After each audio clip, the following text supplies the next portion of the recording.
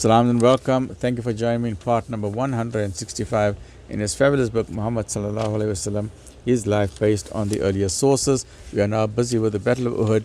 We are now saw that the Muslims initially won the battle, then Khalid bin Walid came around when the archers left the spot, and now Nabi Sallallahu Alaihi Wasallam has been attacked, he has been personally harmed. The first blow was when a rock was thrown onto him, his lip was cut, he had some bleeding, but now afterwards one of the Quraysh came with a huge sword, hit him on his helmet. The two nails of the helmet went into his cheekbone, deep into the bone. His tooth was broken and the sword came and hit him on his clavicle, the shoulder blade. Fortunately, his armor, which protected him, but then the blow to the head was so heavy, Nabi Sallallahu Alaihi Wasallam had a concussion and he fell down unconscious, and the person thought that he had died, and the battle cry went around the entire field that the Prophet has been slain, the Prophet has been slain. Some of them then escaped high up Uhud. Others became despondent and said, what's the point of fighting? And others became more invigorated. And we ended the previous episode with, and today we're in episode number 165. And whereas previous others went right into the battle, they said, what's the point of living if the Prophet ﷺ has passed on? So as to the believers who now sought refuge on the higher ground above the plain, withdrawal was made easier for them because most of the enemy felt that the battle was now over, and they too slackened their efforts. So when they saw that the Muslims are now going up the mountain of Uhud, the Quraysh did not really have the vigor to now continue the battle. They said, we're not going to chase them up this mountain. They said, as far as we are concerned, this battle is over, because we also got a bit of a hiding, and fortunately just at the last minute the battle turned. So they were not interested in pursuing the battle as normally what happens. They did not want to crush the enemy, nor were they interested in going to Medina to completely destroy Medina. So in that sense, I say that it was a draw. The way that I see it, although some of the ulama says that it is a loss, and some of the ulama say no, it is a victory. Some of the ulama say no, it is a draw. The way I see it, and the way, in a very simple terms, let us say you have a soccer match. You have 45 minutes half time, 45 minutes, 90 minutes, right? So here's the score, here's the Muslims, and here's the pagan Quraysh, right? This is the way that I see it. Very simple, in simple terms. In the initial stage of the battle, the first stage of the battle, 45 minutes and 90 minutes, the Muslims scored 3 goals, and the pagans had 0.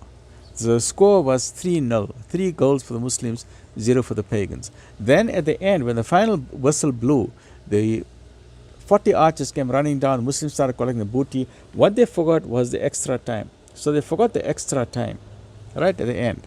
So in the extra time, when Khalid bin Walid came around, he then scored 3 goals. So in the extra time, he scored 3 goals. So at the end of the day, initially the Muslims scored 3-0, they were winning.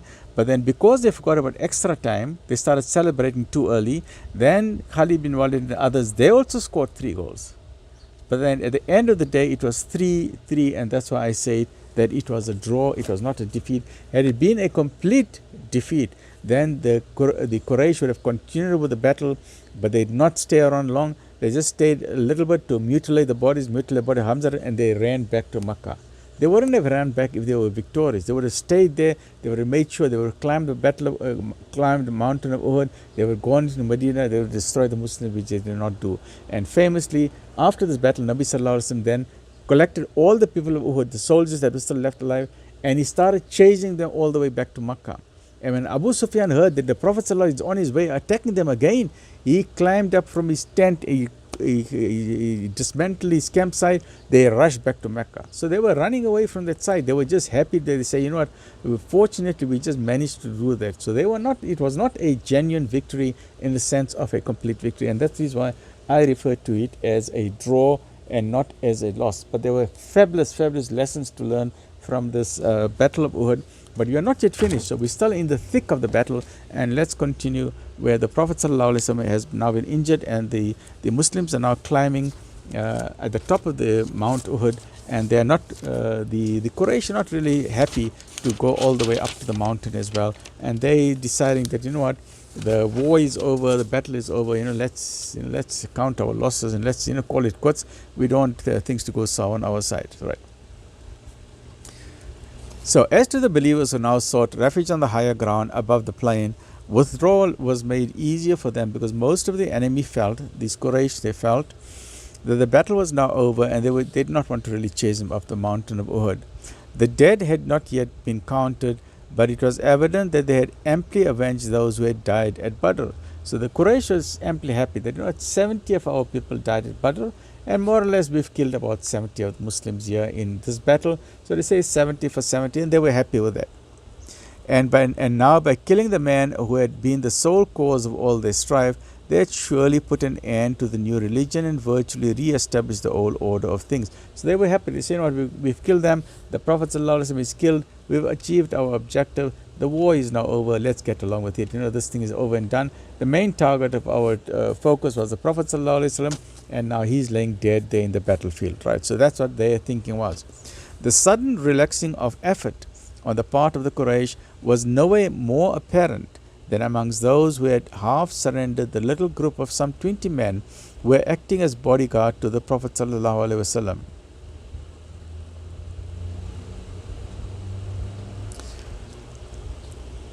It had become clear to the Meccan Quraysh that these were men who would never be taken prisoners. So the ones who were surrounding the ones who were protecting the Prophet ﷺ, they were fiercely loyal, and the Quraysh were around them and saying, these guys are not going to give up the Prophet ﷺ, who would never be taken prisoner and who in fight to the death would certainly deal death to the others.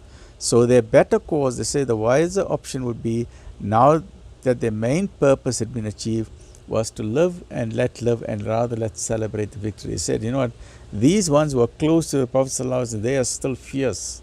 They say, we got our life still, let's just rather call it a day. The Prophet ﷺ had almost immediately recovered consciousness. Although he was unconscious for a while, the concussion, he regained his consciousness again.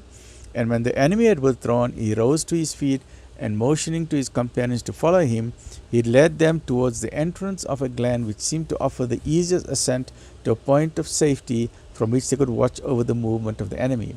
So as soon as the Prophet ﷺ recovered, he quickly found a small space there, and he went around the corner to try and climb up a little high up the mountain of Uhud, where he could once again observe the entire scene to see what is going on.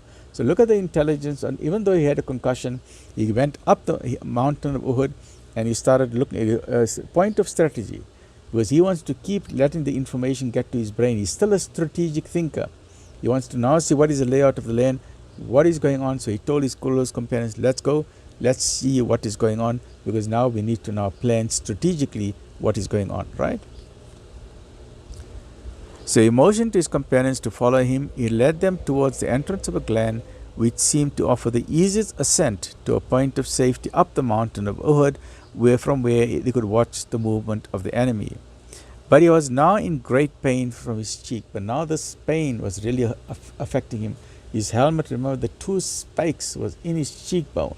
It is not in the soft part. The soft part you can take it out. This was into the bone, this cheekbone. So the two nails were into the cheekbone itself, and this was causing severe pain. Allah, we don't know if there was even a fracture there. There could have even been a fracture there. If there was X-rays in those times, or MRI or a CT scan, we could have seen that there could have been a fracture there, because the pain was really intense. Because if two nails would hit into the bone, that is a very, and that render the patient unconscious.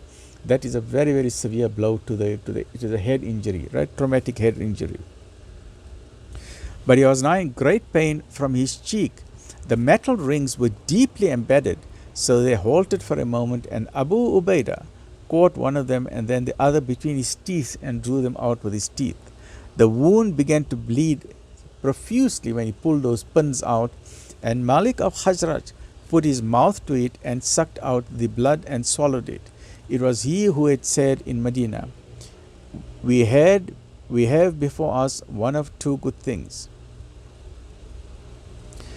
And except for Shammas, who appeared to be dead, he was the most severely wounded of those present.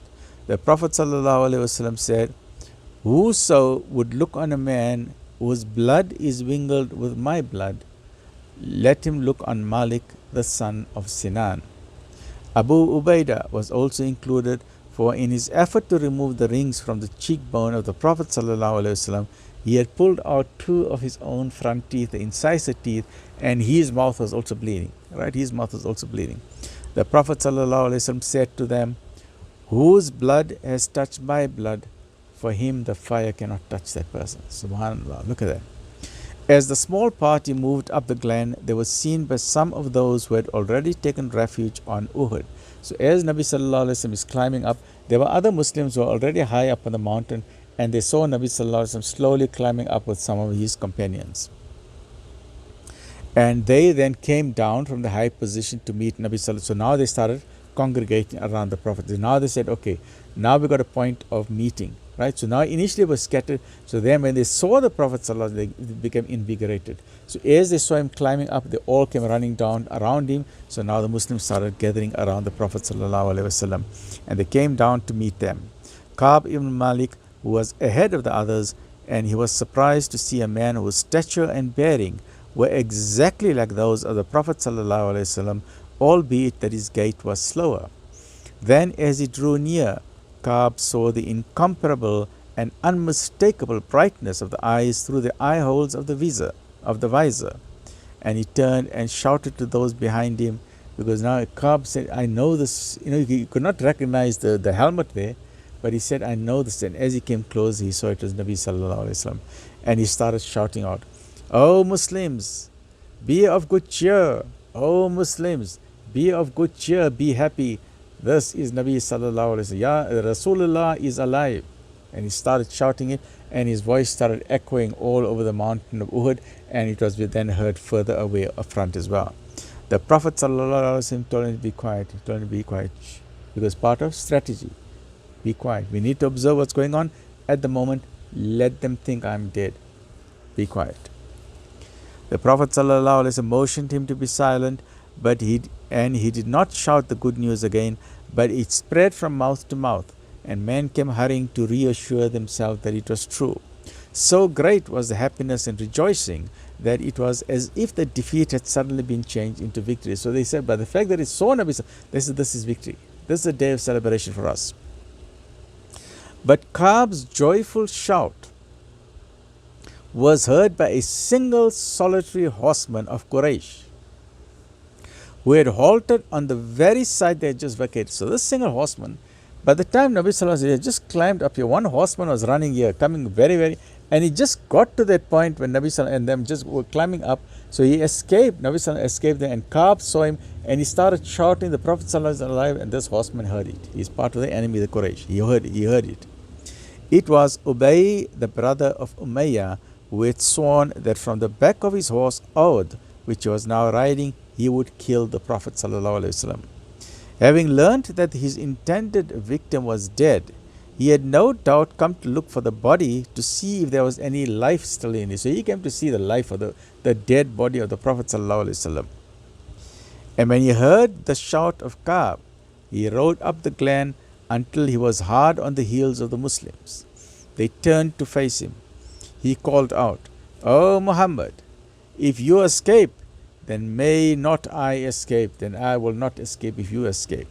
Some of the companions close around the Prophet ﷺ, and others were about to attack Ubay when the Prophet ﷺ ordered them to hold off their hands. And those who were around him said afterwards that he shook himself clear of them as if they had been no more than flies on a camel's back. The Prophet ﷺ suddenly had strength. He said, leave me alone, I'll deal with this fellow. Then he took a spear from Harith ibn Asima and stepped in front of them all. Not daring to move, they looked on in awe at his grim and deadly earnestness. Now Nabi Sallallahu, this man who came to kill him, Nabi Sallallahu took a spear, and as in there's a hadith on this, where he just touched this fellow. He just touched him, and this fellow said, I am dead, right? So let's read that. Then he took a spear from Harith ibn Simama and stepped in front of all of them. He said, give me space, and they gave him space. They were in shock now. What happened to him? He is now invigorated. He is now powerful. A sudden energy has taken hold of the Nabi Sallallahu Alaihi Wasallam. Not daring to move. The other companions were in a shock, because now Nabi Sallallahu is in control. He's got a spear in his hand. They're not daring to move. They're not even stopping him. They looked on in awe at his grim and deadly earnestness. He was now serious. This is now serious matter. As one of them said afterwards, when the Messenger of God made a deliberate effort towards some end, there was no earnestness that could compare. When Nabi Sallallahu made his mind up about something, no one could stop him. He was totally focused, and no one dared to even stop him, to even ask him, what are you doing? Right. Ubay approached with now this man, this Quraysh, this approached with his drawn sword, but before he could strike a blow, the Prophet ﷺ had thrust him in the neck. He bellowed like a bull, then swayed and almost fell from his horse, but recovering his balance, he turned and galloped down the slope and did not stop until he reached the Meccan camp, where his nephew Safwan and others of his clan were now assembled. So Nabi Sallallahu Alaihi Wasallam just touched his neck like this, just touched his neck. And this guy got a shock of his life and he ran back. He ran from there, he ran all the way back, right here to the Quraysh camp. He did not stop once. And they asked him what happened.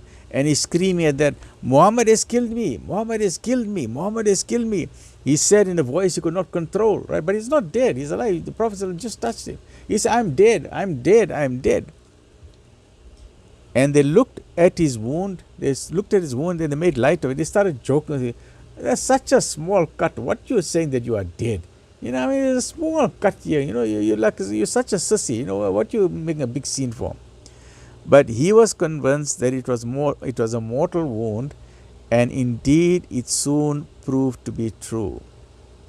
And he said, the Prophet ﷺ told me he would kill me, and by God, even if he had just spat upon me, I would have fallen down dead. So was Muhammad not dead after all? They began to wonder. So now the Quraysh now began to wonder. This man came panicking, running here to say that Muhammad has killed him. So what's happened? Is he alive? What's going on? And they started to ask questions. But Ubay was clearly beside himself, and in any case, it was easy to mistake one helmeted man for another. So they probably thought this guy has made a mistake. You know, as far as we were concerned, Muhammad is dead. The war is over. The fight is over. Everything's over. When the Prophet ﷺ and his companions reached the top of the glen, Ali radiallahu anhu went to fill his shield with water from a cavity in the rocks. He held it out to the Prophet ﷺ, but the odor of its stagnancy repelled him, and he could not bring himself to drink it. So let's stop at that point. We'll continue the next episode, where now the Prophet ﷺ is now in a safe place on Mount Uhud. Ali radiallahu anhu is gone to fetch some water. He carried the water in his shield or in his helmet, and he's now bringing it to the Prophet ﷺ. Right? Stay well, look after yourself. Alhamdulillah.